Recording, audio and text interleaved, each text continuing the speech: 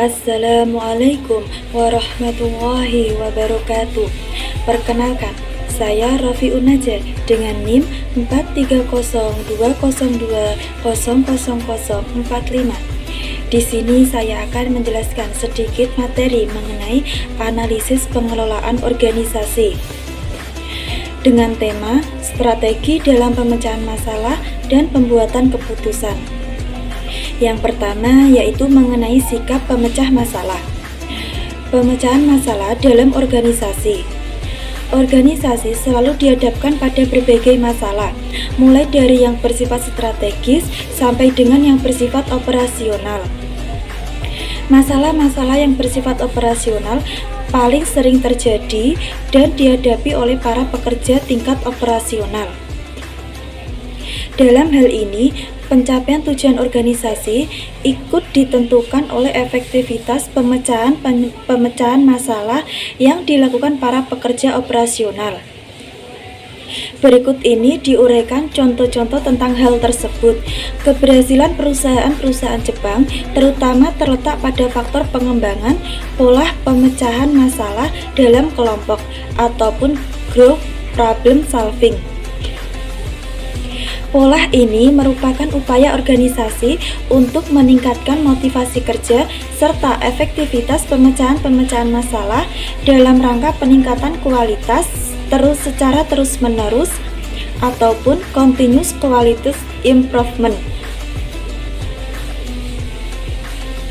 Taraf keterampilan berpikir dan pemecahan masalah.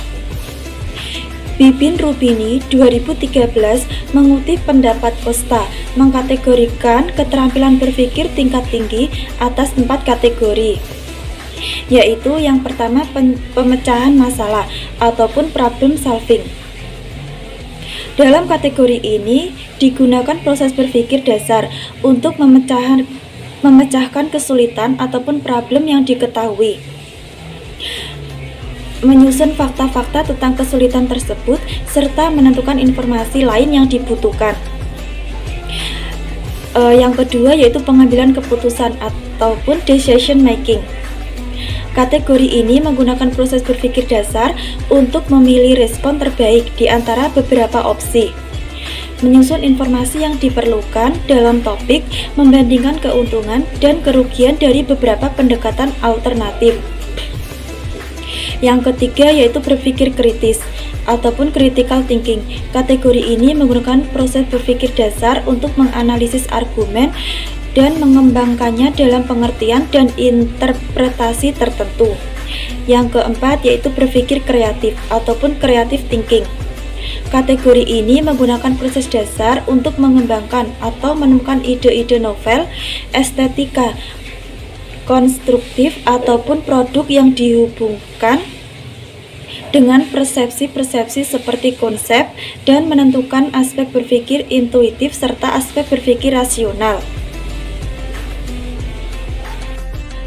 Selanjutnya yang kedua yaitu berpikir rasional.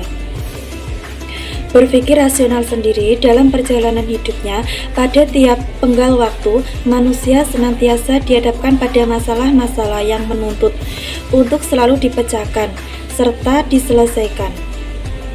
Upaya-upaya untuk memecahkan masalah secara efektif memerlukan proses-proses berpikir pada taraf tertentu. Pada satu sisi, manusia dituntut untuk berpikir karena menghadapi masalah, dan pada sisi lain, masalah justru muncul karena dipikirkan oleh manusia.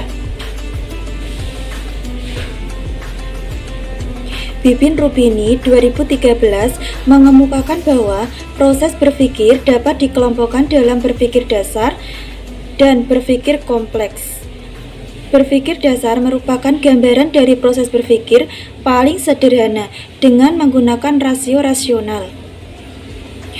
Aktivitas berpikir dasar diantaranya adalah menghafal, membayangkan, mengelompokkan, mengidentifikasi, membandingkan, dan menyimpulkan berdasarkan argumen sederhana.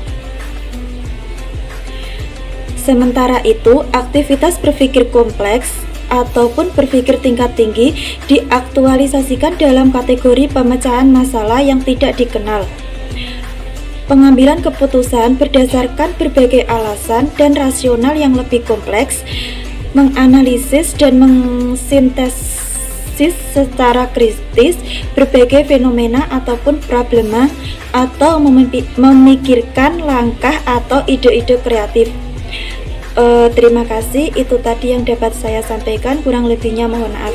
Wassalamualaikum warahmatullahi wabarakatuh.